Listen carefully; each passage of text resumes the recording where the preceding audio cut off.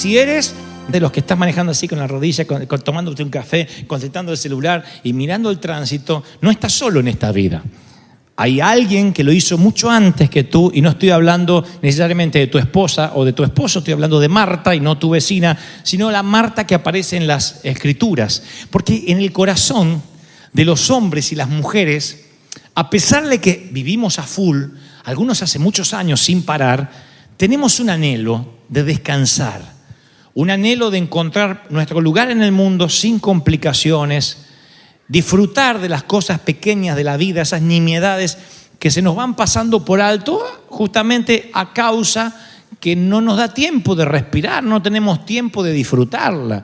Cuando nos vamos de vacaciones estamos tan estresados en no olvidarnos nada, en haber cerrado la puerta, haber cerrado el gas, haberle dicho al encargado que nos vamos a ir, más el auto, más lo que hay que llevar, más los chicos, que cuando venimos necesitamos vacaciones para reponernos de las vacaciones porque venimos estresados. Y eso se suma un año en el cual no nos detenemos, donde los días a veces se hacen cortos para las demandas que tenemos, las cosas que tenemos que afrontar, y entonces hay momentos que nuestro alma se empieza a agotar, nuestra batería empieza a estar baja, y como Marta nos enfocamos en lo que no debiéramos. Esta Marta, probablemente la Escritura narra que probablemente haya sido la hermana mayor de sus dos hermanos María y Lázaro. En aquel entonces el rabí causaba un revuelo entre la élite religiosa por haber resucitado a Lázaro, y estaba de visita en la casa justamente de Marta, María y Lázaro. Las Escrituras no son claras respecto a la cronología de estos sucesos, pero de igual modo había un estrecho vínculo entre Jesús y estos tres hermanos, María, Marta y Lázaro. Eran amigos. Cuando Jesús pasaba por ahí, siempre iba a Betania y se quedaba, pernoctaba con ellos, le hacían unas ricas comidas mexicanas, unas quesadillas de pobre, ¿no? Así que la Biblia dice en Juan 11:5 que Jesús amaba a Marta, a su hermana y a Lázaro. Y en la escena que nos compete en el relato de Lucas, hay una escena íntima en la que Jesús reprende en un momento a la ocupada Marta. No la reprende, la exhorta de modo tal que la quiere avergonzar. Al fin y al cabo es su amiga, y la Biblia narra que la ama, como a su hermana María y como a su hermano Lázaro. Pero le dice: Marta, me parece que no te estás enfocando en lo que debieras. La exhorta con un cariño, con un aprecio, con un amor que solo un amigo, un padre puede hacer. Marta, conocen la historia, corría por la cocina, no da abasto para lavar, no da abasto para traer las comidas, para los vasos, lo que se ensucia. Y María, la hermana, pinta de vaga, se sienta a los pies de Jesús a escuchar sus palabras. María dice: para limpiar mugre tengo toda una vida, Jesús no sé cuándo vuelve. Y se sienta a los pies de Jesús, dice: ya de mañana limpiamos. Marta quiere tener la casa impecable, como hay algunas histéricas acá que quedaron del servicio de las 9, porque las de las 12 son tan pacientes. Pero que debe haber alguna que quiere todo limpio y todo esté impecable, y no tiene que ver con el lujo, Porque mi mamá, como digo siempre, nunca tuvo lujo, nunca tuvimos lujo en casa, y había un día que enceraba el piso y uno tenía que andar así con unos patincitos, ¿cómo se llaman? O con las medias así, porque no quería que le arruinaran la encerada. Y lo cierto es que no venía nadie a visitarnos, nosotros éramos los que íbamos a disfrutar la encerada esa, y teníamos que andar así como si estuviéramos en el Vaticano. Y yo digo: ¿por qué? ¿Por qué? Y todo estaba limpio, impecable. Aparte, ni se nos ocurría que la sobremesa se extendiera con el cartón de la pizza ahí y los vasos, vamos a ver tele y después juntamos. No, en casa había un comunicado militar: nadie va a tele, nadie va al baño, nadie orina, nadie se levanta si esto no está todo levantado. Y teníamos que levantar y limpiar todo. Aprendan las madres de ahora a levantar todo impecable, lujoso. Ustedes podían visitarnos en casa de sorpresa cuando sea. Siempre la vieja mantenía todo impecable. Camas extendidas, de irnos al colegio y dejar las camas así como que se pelearon dos perros. ¡Ni loco! La cama tendida, y aunque decía: llego tarde al colegio, levántese temprano, vaya y pida perdón a la dirección, pero la cama me la atiende. Era más importante la cama que la educación. Y la atendíamos la cama. Yo vengo de eso. Los baños de antes, y ya voy al mensaje porque ahora me emocioné con esto. Los baños de antes, yo le voy a contar cómo era mi baño donde yo pasé la infancia. Era un inodoro Y después había una regadera acá, una ducha regadera, pero no hay abajo una bañera. Entonces cuando abría se mojaba todo el baño, el inodoro, todo, porque era todo chiquitito. Entonces tenías que a veces dejábamos un chorrito chiquito para no tener que limpiar tanto. Te ponías abajo el chorrito así y te movías debajo del chorrito para bañarte. Y después ya antesito ni ensuciaste, ¿viste? Ahora, si querías un baño así, tipos gladiador romano, que te bañabas así, era salpicar paredes, azulejo, todo, y del baño no se salía antes de ponerte el calzón a limpiar. Y entonces estabas así limpiando, así te congelabas. Después te vestías así, salías y dejabas el baño limpito y venía el viejo a bañarse, que no quería entrar a un baño usado. Tenía que estar limpio. Esa era mi vieja. No sé cómo se aguantó en el cajón ahí si no estaba higienizado el ataúd. Diga que se fue rápido a la presencia del Señor. Increíble. Entonces, yo sé que hay muchas que tienen aquí y muchos que son como Marta. Y está bueno ser pulcros, ser higiénicos, tener todas las cualidades de alguien que le gusta trabajar, que la casa esté impecable, porque eso lo disfrutan los demás que conviven con esa persona. Pero cuando cualquier cosa que nos desenfoque de estar a los pies de Cristo, cualquier cosa que nos quite el enfoque de lo importante por una urgencia que se puede hacer mañana y que no es tan urgente si lo pensamos de manera técnica, es aquello que nos hará ganar una exhortación del Señor, como se la ganó Marta. Cuando Marta se quejó por la evidente discrepancia que había entre su diligencia, su trabajo y la relajación de María. Ahora, yo les conté cómo era Marta. ¿Se la imaginan a María? A capaz que algunas se identifican más ahora. María era, ay Jesús, ¿me puedo sentar a tus pies?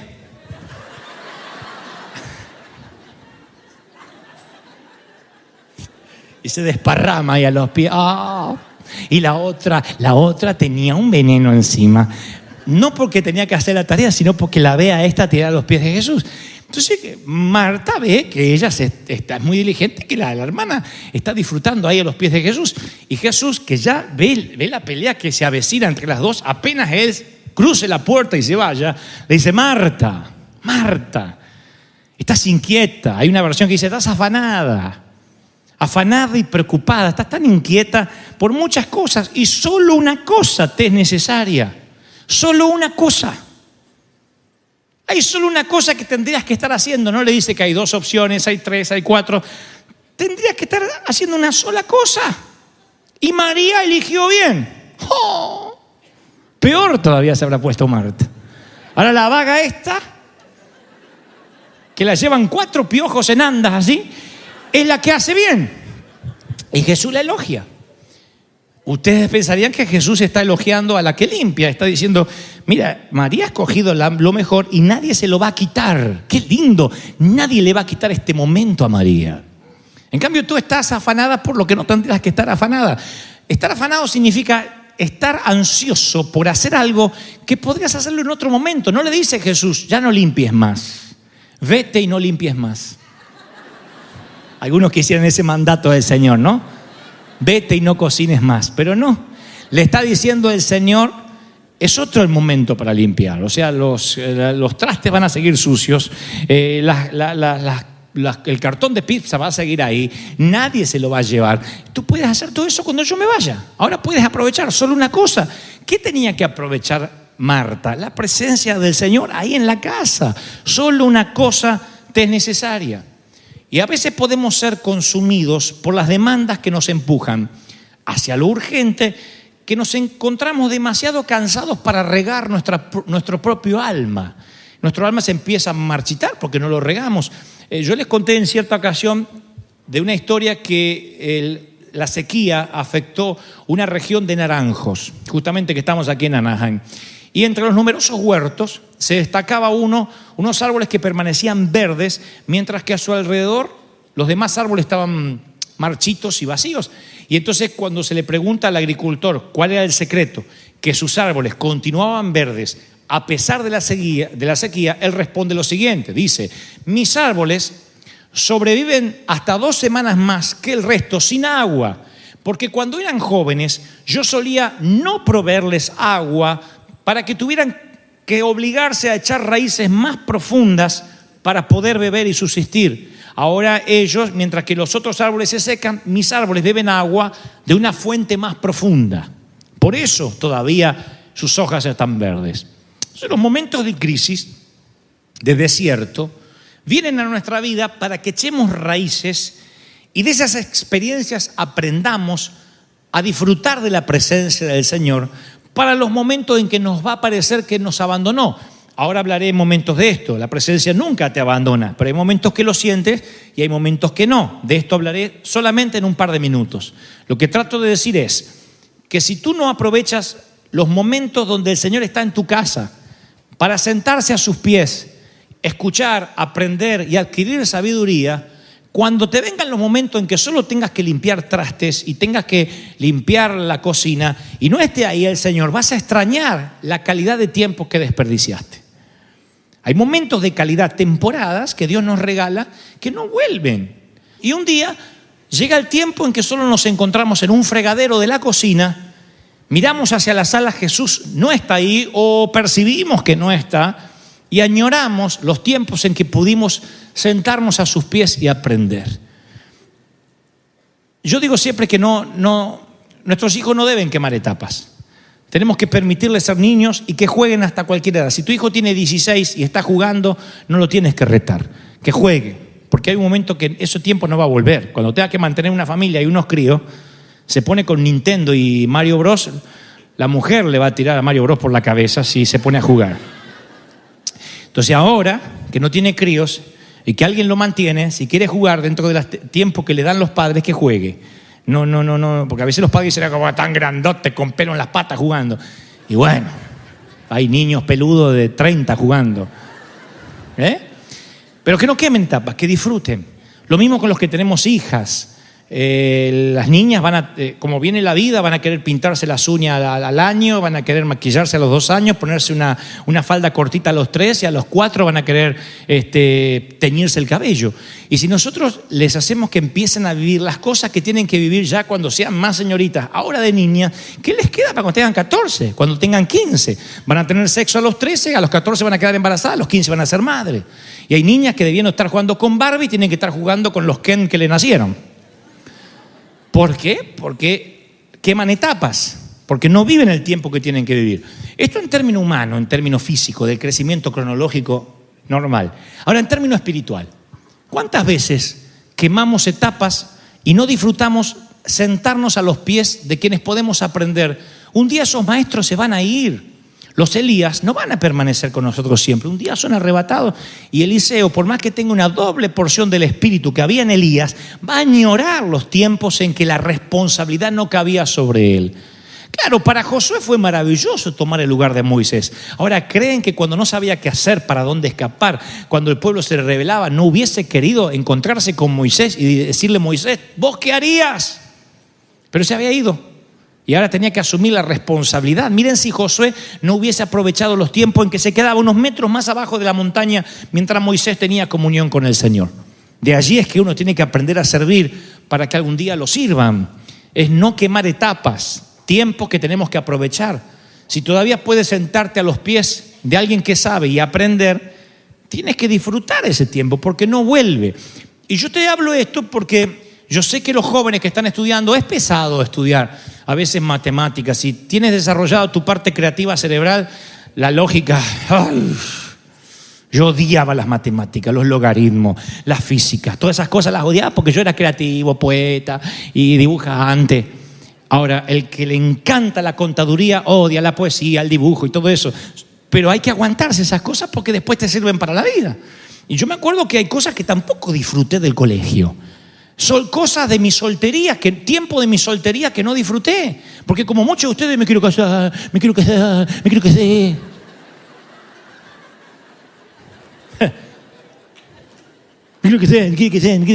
me quiero enviudar. Y no, ya está casada. Y uno dice, sí, pero vos porque no tenés 40 años soltero. Y es una etapa maravillosa. Los 40 años de soltero puedes hacer cosas que no puedes hacer los 30.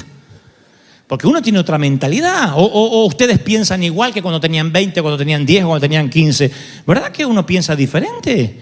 Cuando a mí me dicen, ¿cómo cambiaste tu forma de pensar? Y claro, soy un hombre que evoluciona. ¿Cómo voy a andar pensando lo mismo que a los 30? Yo no pienso lo mismo ni que a los 40. Yo fui cambiando. Mi forma de pensar, mi misericordia cambió, mi gracia cambió, mi sentido de la justicia cambió. ¿Por qué? Por experiencias, por cosas que he pasado. Entonces uno va mutando. Uno evoluciona o involuciona, ¿no? ¿Cómo evolucionamos? Cuando la presencia de Dios nos visita en casa, inmediatamente nos sentamos a sus pies. Esto en términos de la parábola o de la metáfora es cuando los momentos en que Dios nos visita hay que aprovechar estos momentos que tenemos en la iglesia, que no vuelven, momentos que no regresan, son temporadas únicas, visitaciones del Espíritu. Pero a veces las demandas nos consumen, a veces vienen las sequías y estamos tan absortos en las demandas que nos damos cuenta que cuando queremos beber de aguas profundas no hemos echado raíces que nos conecten esas aguas. Y entonces nos empezamos a secar. Y la presencia de Dios es un viaje que uno puede asumir para toda la vida. Y esto es lo que yo les dije que le iba a hablar en un par de minutos, que tiene que ver con sentir la presencia de Dios o no sentirla. Con esto de la parte sensorial, ¿la siento o no la siento? Imagínate un camino polvoriento, de Oriente Medio, eso quise decir. En Oriente Medio, un camino lleno de polvo que serpentea en medio de parras, de praderas, de colinas. Es un camino solitario.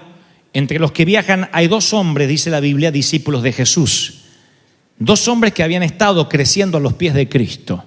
Uno, la Biblia narra, que se llama Cleofás, y el nombre del otro se perdió en la historia. La Biblia no registra el nombre del otro. Uno es Cleofás y otro más, pero ambos son discípulos de Jesús. Ambos viajan desde la gran ciudad de Jerusalén, unos 11 kilómetros, a un pequeño pueblito llamado Emaús. Esos 11 kilómetros caminando lleva un poco más de 2 horas, lo que hoy dura una buena película. 2 horas de duración, de camino. Estos dos hombres salieron de Jerusalén, van a Emaús, posiblemente a llevar mercadería, por ahí se dedican, no sé, a vender algo y tienen que caminar esos 11 kilómetros.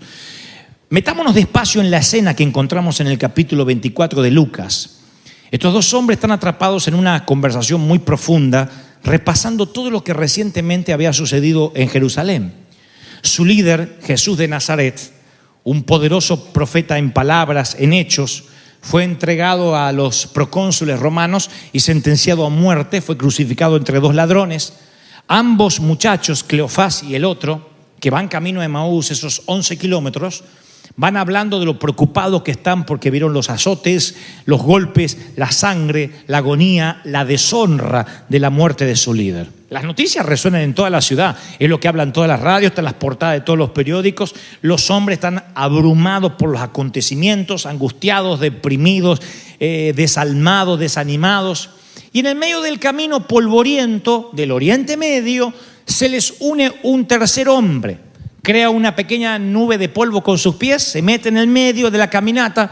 Estos dos no reconocen al hombre que se les suma en la caminata. Es joven, barbudo, una israelita como ellos, luce como hebreo, y empieza a hablar.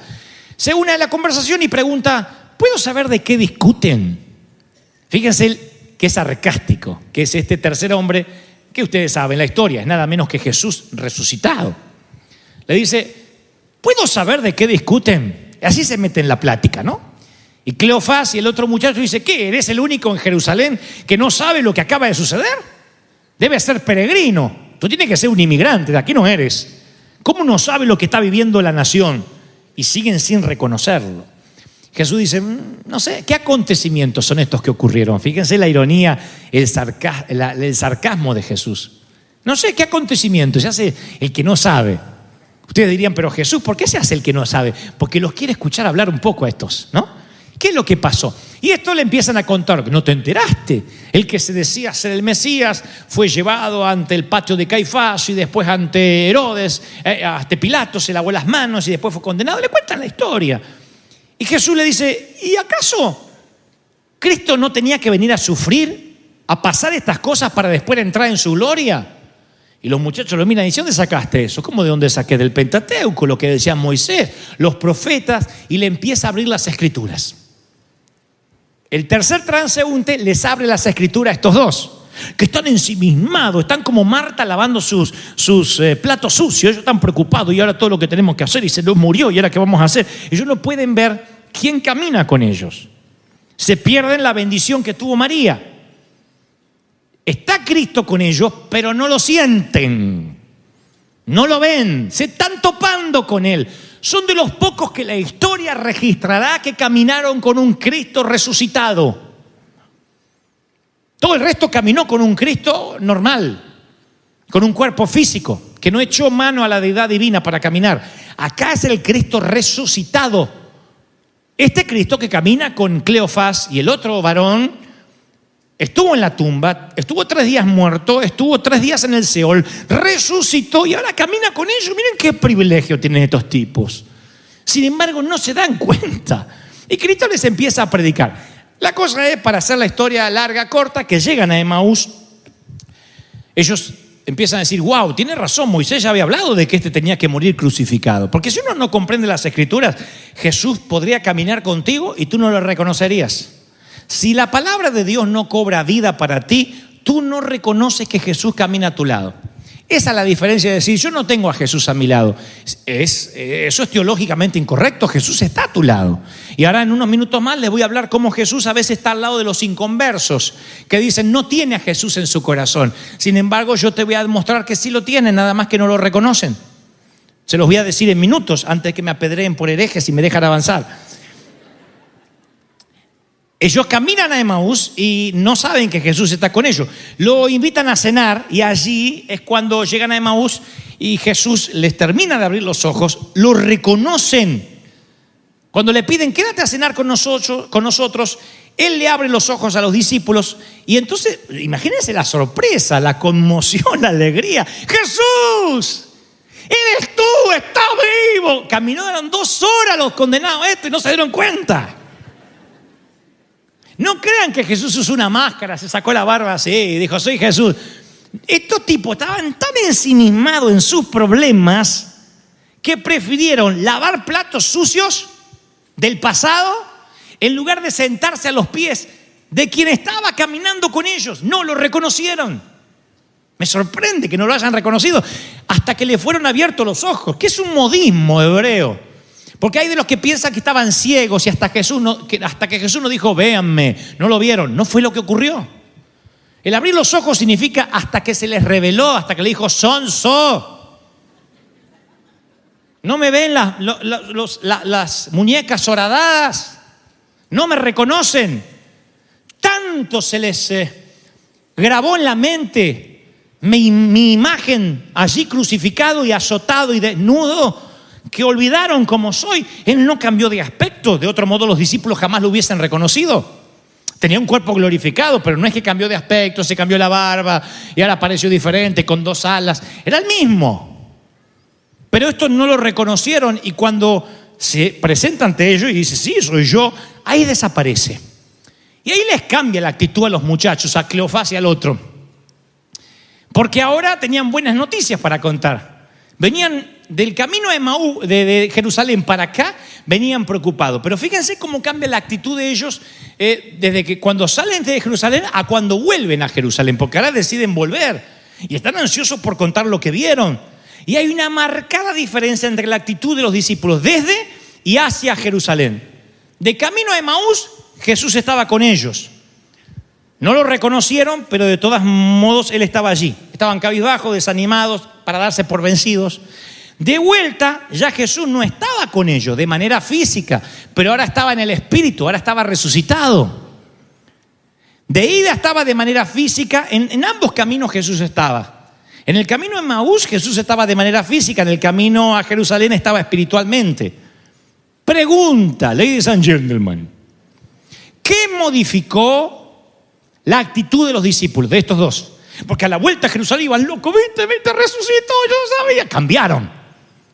Ahora Jesús no camina con ellos físicamente de regreso. Sin embargo, están exultantes. De ida, Jesús camina con ellos y andan con cara de bautizados en Limón, cara de 6 de la tarde. ¿Qué cambió la actitud?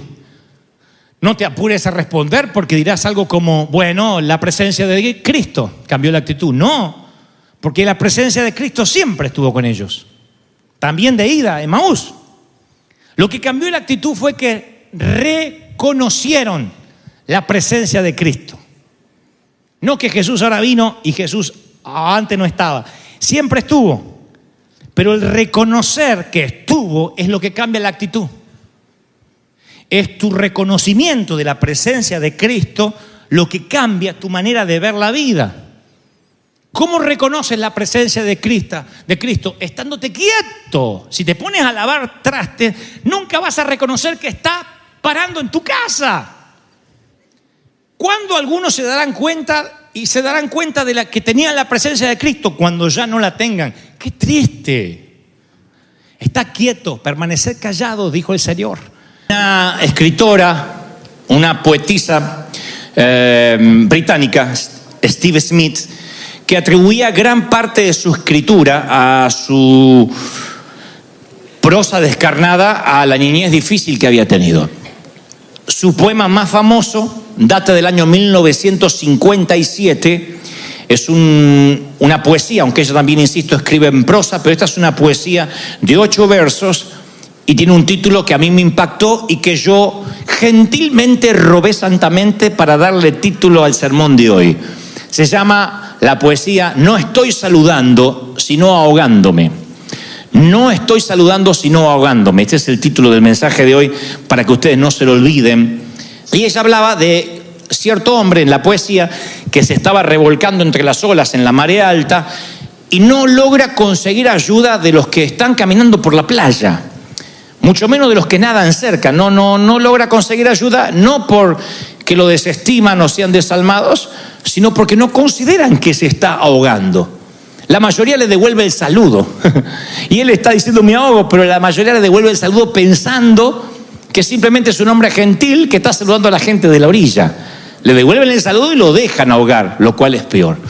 Esto deviene porque científicamente está comprobado que cuando alguien está por ahogarse no ocurre lo que generalmente vemos en los clichés de las películas. Quienes se han ahogado o han estado a punto de ahogarse, por lo general 99,9% nunca piden ayuda, nunca dicen ni socorro ni auxilio, porque el instinto natural del ser humano es regular el aire para poder respirar, no para hablar. Por otra parte, tampoco los que se ahogan, a diferencia de las películas, mueven los brazos ampulosamente. Usan los brazos para poder mantenerte a flote. No se te ocurre levantar. Si apenas los levantas, literalmente parece que estás saludando. Por eso muchos pueden ahogarse aún cerca de otras personas que bien podrían rescatarlos, pero no se dan cuenta que están perdiendo el oxígeno. Digo esta información porque cuando la autora usa esta metáfora y dice, no estoy saludando sino ahogándome, a mí se me ocurre pensar que a muchos en la vida nos ha sucedido más o menos algo similar. Pero a diferencia de quien se ahoga con agua, nos estamos ahogando a veces en un mar de ansiedad, de tristezas, de eventualidades que nos quebraron, que nos golpearon, y entonces necesitamos ayuda y no sabemos cómo pedirla. Nadie nos enseña cómo pedir ayuda cuando estamos tristes, cuando estamos entrando a valles de profunda depresión. Y si levantamos la mano, interpretan que estamos saludando y en lugar de que nos estamos ahogando. Y esto nos pasa a todos en algún momento de la vida. En algún momento comenzamos nuestras vidas con gran expectativa, con sueños altos, con expectativas que nos superan. Y en un punto del camino las expectativas empiezan a decrecer, los sueños caen en un abismo, de pronto lo que soñábamos, las aspiraciones ya no son la misma.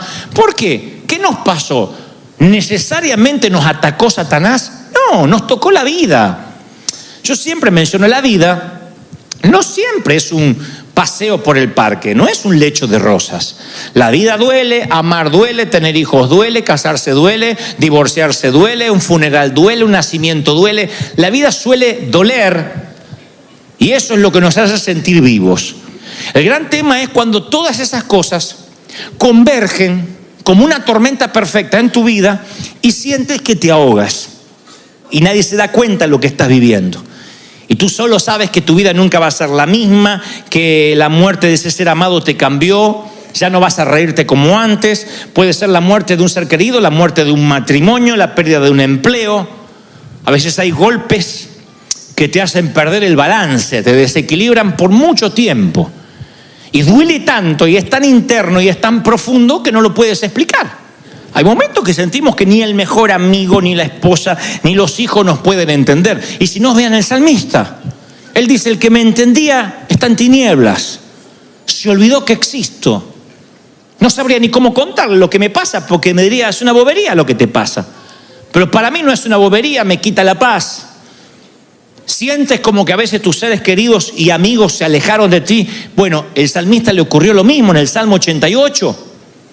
Y yo quiero, antes de continuar con el resto del mensaje, resaltar el Salmo 88, porque en primer lugar nos pone la siguiente pauta: no ocultes los sentimientos. Si el salmista no los ocultó y los graficó en la palabra para que quedaran miles de años para que nosotros lo volviéramos a leer, primero me enseña que no hay que ocultar los sentimientos ni te sientas culpable por tenerlos.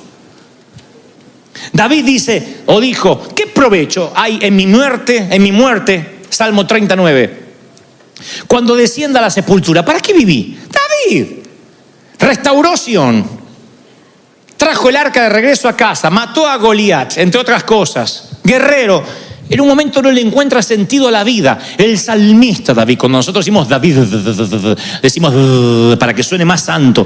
Pero es un tipo que a veces se quería morir. Que pasó, de los salmos, pasó el 45% del tiempo triste. Y esta no es un mensaje de apología a la tristeza. Bueno, a ver, hermanos, suicidémonos en masa. No. Déjenme avanzar. Sigo leyendo a la gente rota. Jonás, te ruego que me quites la vida. Para mí es mejor morir que vivir. Elías, quítame la vida, yo no soy mejor que mis padres. Se ve que el hombre luchaba para no parecerse a los padres, o para marcar una diferencia, como a veces decimos, yo no voy a ser como ellos, y en un momento se mira al espejo y dice, al final soy peor que ellos. Si Dios habla de Pedro, porque hay un Pedro, Los discípulos, maestro, ¿no te importa que estamos hundiéndonos? ¡Ey! No estamos saludando, nos estamos hundiendo, ¿no te importa? Pablo, fuimos abrumados de sobremanera que aún perdimos la esperanza de vivir. No queríamos ni conservar la vida, lo dice Pablo en 2 de Corintios. Jesús, Dios mío, Padre, ¿por qué me has desamparado? Cuando veo esta galería de personas que se estaban ahogando en vez de saludar, no me pregunto tanto ¿por qué Dios me deja ahogar o que tenga ese sentimiento? Porque siempre decimos, ¿dónde está Dios cuando me ahogo? Yo quiero que me ayude porque mi matrimonio está mal, porque mi hijo está en las drogas, porque mi marido es borracho, porque me pega, porque me falta el respeto, y quieren una palabra mágica que traiga sanidad a los corazones. Sin importar cuál sea la aflicción, las preguntas suenan siempre igual. ¿A Dios le importa que me estoy ahogando? ¿Le importa que estoy roto? Siempre es la pregunta, pero a Dios le importa. ¿Y qué respondemos los que ministramos? Sí que le importa, Dios te va a ayudar, Dios te va a reparar, Dios te va a sacar de ahí. Aunque pases por valle de sombra y de muerte, no tendrás temor alguno. Dios te va a surgir, Dios te va a bendecir, te vas a prosperar. ¿Sí o no? ¿No decimos eso? Bueno, yo los dejé aplaudir porque es verdad, pero no toda la verdad. ¿Qué cambiaría en tu relación con Dios si yo te dijera que Dios no solo te repara cuando estás roto, sino que a lo mejor Él tuvo que ver con tu rotura y hasta participó en que casi te ahogues? ¿Sabes lo que están pensando? ¿Y por qué Dios me haría una cosa así? Déjenme avanzar. Una cosa es amar a Dios cuando pensamos que Él es quien repara nuestras vidas rotas. Otra cosa es amar a Dios incondicionalmente cuando descubres que a lo mejor tus heridas son las que te capacitan para el servicio. Piénsalo. ¿Qué tal si las heridas que le imploras a Dios que sane, las cargas que suplicas que Él remueva, son justo lo que te capacita para servirle? Me costó años entenderlo. Yo pensé que esto era así. Dios te busca cuando eres niño o jovencito, como en nuestro caso, y te empieza a procesar. Cuando ya te tiene a punto, caramelo, cuando ya dice, uy, qué perfecto que es. Ya tiene la familia perfecta, este no peca, este es puro, este le va bien, por si fuera poco es argentino, así que imagínate. Ahora lo voy a empezar a usar. Ya lo capacité, sabe predicar, está ungido. Este no anda en Uber, anda en carros de fuego. Yo pensé que uno llega a un nivel donde Dios te empieza a usar. Yo nunca, me costó muchos años darme cuenta que al contrario, Dios está buscando gente rota para usar. Gente lastimada, porque la gente lastimada, la gente a la que la vida no le trató bien, son las que Él más puede usar de una manera más intensa que el otro. Porque entiende. Las heridas hacen que la gente empatice. Las heridas hacen que la frase aquella que acuñó el escritor, que supo decir, solamente los soldados heridos en el ejercicio del amor son los que pueden servir. Es cuando Dios dice, yo te puedo usar mucho más porque entiendes al divorciado, entiendes a la que abandonaron, comprendes al que no puede quitarse un pecado de encima. Entiendes a aquel que tiene pensamientos libidinosos. Entiendes por qué has estado, por qué has pasado o estás pasando. Voy a las Escrituras y no encuentro ningún tipo impoluto, no me encuentro ningún superhéroe que llega a la tierra y hace ¡brum! Y con un escudo sale a pelear por la humanidad. No, todos son rotos. Todos tienen complejo, elegidos. Cada uno en sus testamentos tiene sus problemas. Uno, Moisés. El otro es Pablo. Moisés es creado en la corte egipcia. Es el príncipe de Egipto, o uno de ellos. Pero fue abandonado por sus padres. Está bien, para salvarle la vida, pero abandonado al fin. Ese niño tiene un trauma, ese niño arrastra una amargura seguramente. Así que aquí tenemos, señores, a un huérfano, tartamudo, prófugo de la ley, y Dios lo levanta para que sea el libertador de Israel. 3.600 años después, los judíos y los cristianos lo veneran a Moisés, como que fue un superhéroe. Yo voy a ver la historia de Moisés y me doy cuenta que este hombre que escribió 5 libros del Antiguo Testamento, que redactó el Salmo 90, era un hombre quebrado. Un hombre con problemas como tú y como yo, que a veces, te aseguro, no quería salir debajo de la manta. Porque era un hombre con heridas. Entendía las limitaciones, las anomalías que a veces pueden ser verbales, de no poder hablar, o de no poder creer, o de no tener fe. Así que veo a un hombre roto que califica en el servicio del amor justamente porque es un soldado herido. Voy a Pablo. Pablo no es huérfano, es criado por papá, por mamá, tiene las conexiones o el dinero para transferirle la ciudadanía romana.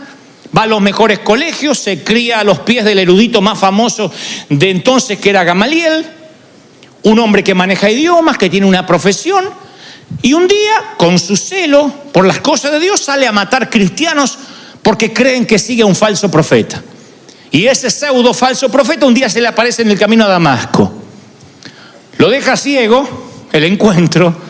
Dios le habla a un profeta de él, a un tal Ananías, y le dice, quiero que vayas a ver a Pablo y oigan esto que se nos escapa. Quiero que lo vayas a ver a Saulo, todavía no era Pablo, porque yo le voy a mostrar cuánto le es necesario padecer por mi nombre. Pudo haber dicho, yo le voy a mostrar lo que es vivir en victoria conmigo. Se acabaron los días de sufrimiento para Saulo, ahora vas a ver lo que es victoria, victoria, victoria. O corona, corona, corona, corona, como dijo otro que le gustaba otra cerveza.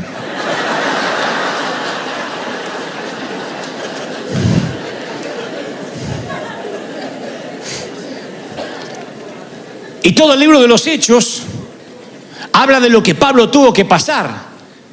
Pero dejémoslo que Pablo nos cuente el testimonio en primera persona. Vamos a invitarlo a este estrado y que él nos diga. Y nos diga: River, yo trabajé más que todos ustedes. He estado preso más veces. Me han azotado con látigos más que a ustedes. Y he estado en peligro de muerte decenas de veces. 5 veces las autoridades judías me dieron 39 azotes con un látigo. Si a mí me agarran 5 veces para que me peguen 39 latigazos, hasta acá llegué. Búscate otro. En 3 ocasiones se hundió el barco en que yo viajaba. No se le hundió una vez. Estamos hablando de que no estás saludando, te estás ahogando. 3 veces Pablo se estuvo ahogando. Y no de manera metafórica, de verdad. Una vez pasé una noche y un día en alta mar hasta que nos rescataron. Crucé ríos arriesgando la vida. Me he visto en peligro con gente de mi pueblo y con extranjeros, en el campo, en el mar y entre falsos hermanos de la iglesia. He sufrido hambre y sed. Por falta de ropa he pasado frío. Por si esto fuera poco, no dejo de preocuparme por todas las iglesias. Como si esto fuera poco, tengo una debilidad anónima. La Biblia no considera decirnos, a pesar de que somos chismosos, qué era lo que luchaba Pablo. Un aguijón en mi carne, un mensajero de Satanás que me atormenta. 3 veces le dije: Señor, quítamelo. ¿Qué me dijo Dios? No. Y cuando la vida de Pablo llega al final, a filo de espada de un verdugo, Pablo había sembrado decenas de iglesias por el Mediterráneo y había redactado 13 libros, por lo menos 13 libros del Nuevo Testamento. Otro que estaba roto, desesperadamente roto, quebrantado. Pasa que hablamos del gran Pablo como si fuera Simón Bolívar, San Martín, Martin Luther King. No, Pablo era un hombre quebrado. Esto demuestra que en el servicio del amor solo los soldados heridos pueden servir.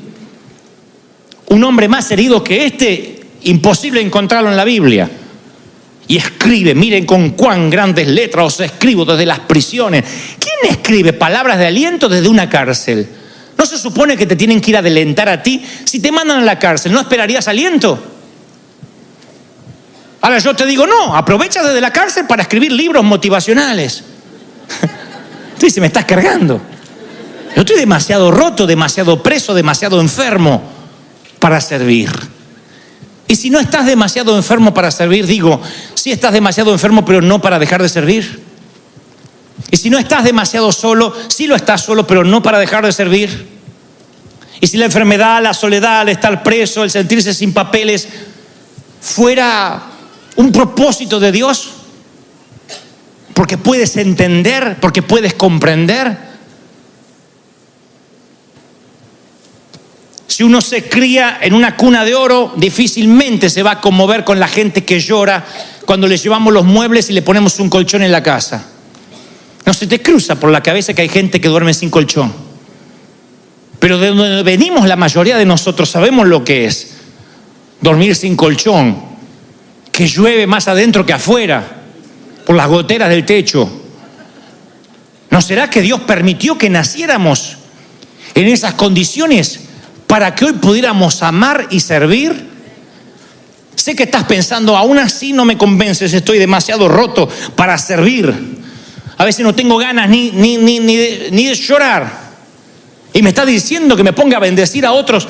Mira, hay una antigua fábula china de una mujer joven que tenía un hijo pequeño.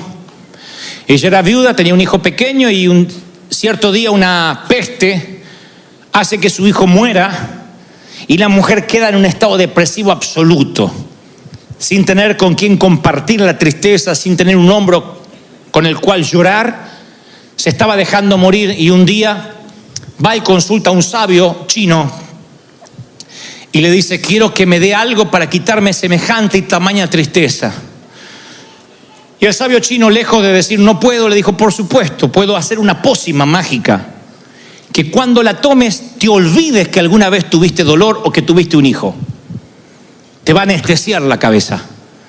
Pero para hacer esa pócima necesito un arroz, no cualquiera, un arroz que tú mismo debes conseguir en la aldea donde vives.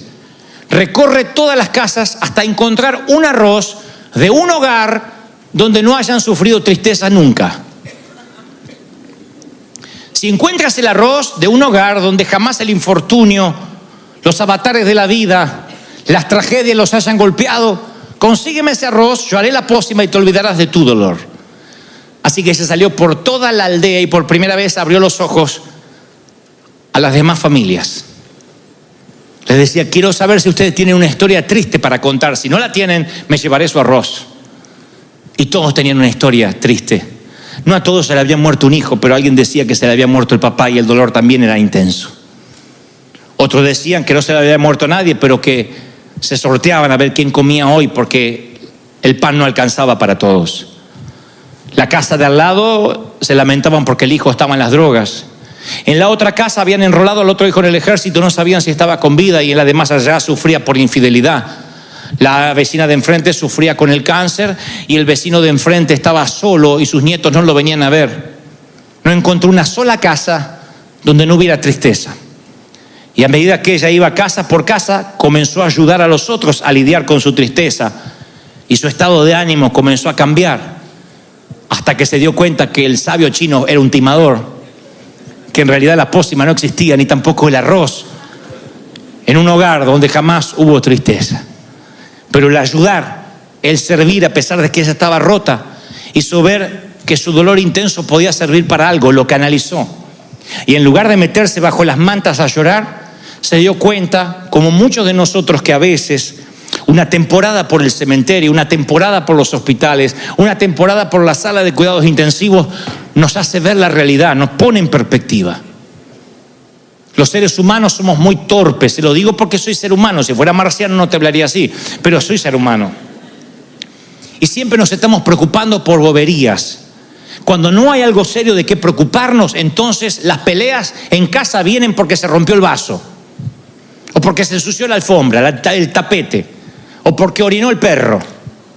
Entonces Dios tiene que permitir a veces que sientas que te estás ahogando, para que comprendas las problemáticas de verdad. La gente que lucha entre la vida y la muerte. Para que entiendas que si tus hijos se portan mal, rompen algo, ensucian, dejan las toallas tiradas, son chicos. Daría lo que sea cualquier mamá que tiene esos mismos niños con metástasis en el Sanchús.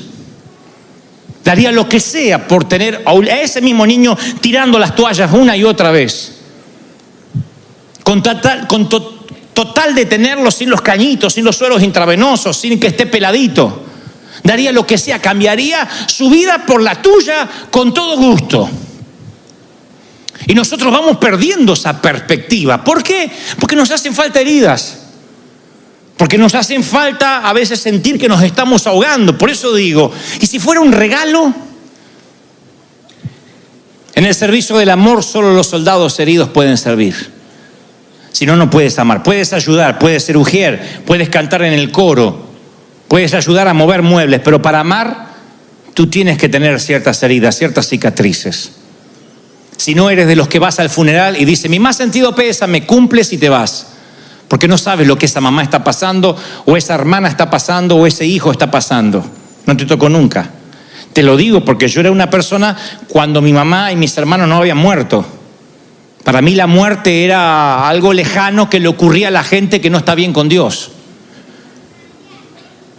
Durante mucho tiempo, cuando alguien se moría, ay, bueno, está bien, viste, eso por no tener a Cristo. El hijo se mató en un accidente, y viste, por no tener a Dios, por no orar antes de salir.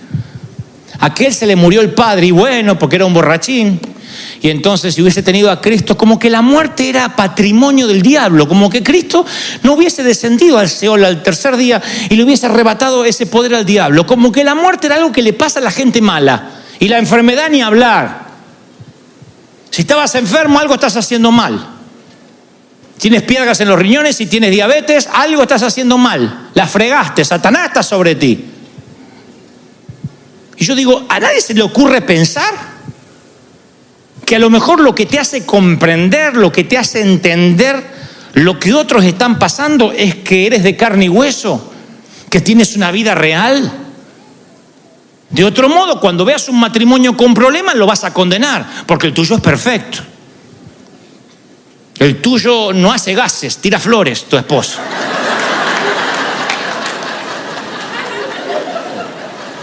Y esta palabra va para los que dicen, yo no estoy saludando, yo me estoy ahogando, yo estoy a punto de perecer. Hace un tiempo atrás alguien vino, porque lo conocía, a pedirme una consejería. Y luego cuando se sienta frente a mí me dice que es un error hablar conmigo porque dice, no voy a contarte lo que estoy pasando. Es un problema personal, punto. Creo que fue un error venir hasta acá. Y como supe que ya era un paso muy fuerte para él venir a verme, traté de que no se vaya rápido. Le dije, ¿cómo estás?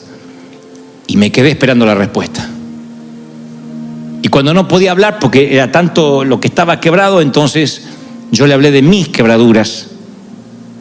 Y en un punto nos conectamos, porque las debilidades te hermanan. Las debilidades te aunan como hermano. ¿De verdad te pasó lo mismo?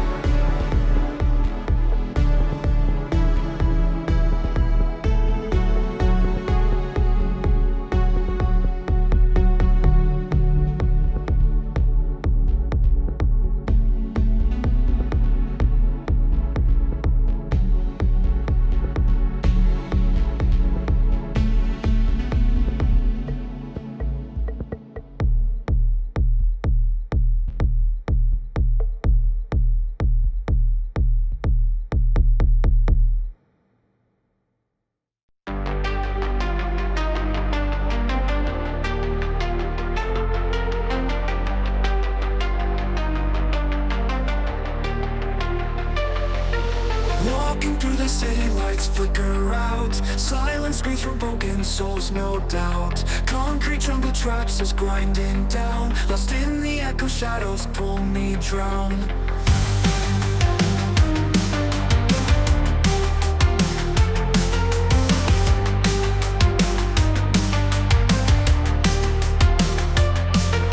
Streetlights buzzing, whispers in the dark.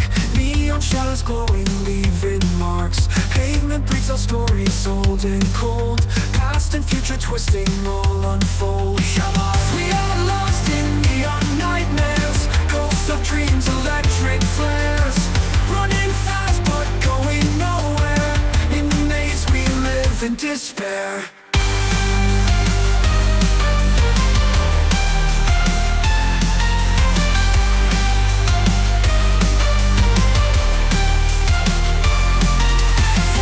Rise mechanical and raw. Vocal cords electric. electric through the straw. Wires tangled, clenching like a vice. Heartbeat sings with thunder, rolling dice. Falling stars and shattered glass confound. Broken mirrors scattered on the ground. Synthetic whispers tell us we're alive, but the ghosts of dreams begin to thrive. Hearts electric, pulses racing, burn lost in time, no way we'll ever learn. Haunting melodies, they fade away, but the memories are here to stay.